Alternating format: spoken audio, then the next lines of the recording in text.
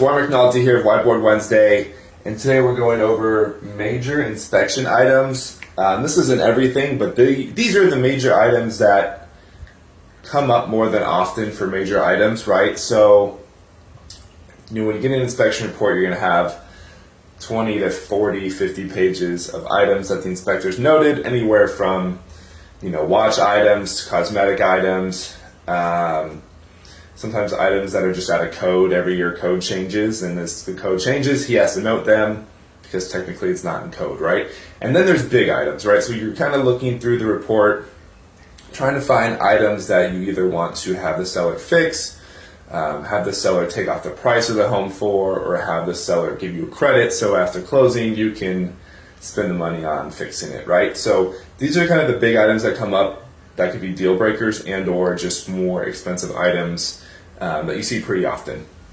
So number one is going to be the foundation. Foundation's the biggest thing. It affects, almost everything, right? So if the foundation has settled too much, or if it needs foundation work, that can mean you need plumbing work. That can mean you need new windows. That can mean you need flooring, new drywall. The whole house could need to be worked on. And the foundation costs alone can be anywhere from $4,000 or $5,000 up to $20,000, $30,000 plus, right? It depends on how extensive the work is, how many piers they need to put in. Is it inside piers? Is it outside piers? And then it gets into when they level it, does it affect the plumbing? Does the plumbing break? So foundation is number one in Central Texas. That's number one as far as costs go.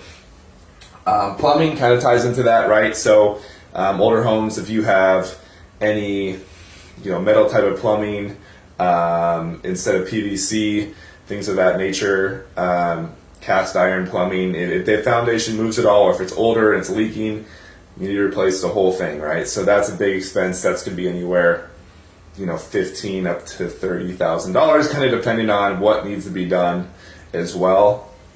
HVAC, pretty common if you're going to need to do the HVAC, the condenser outside or the furnace inside, or both.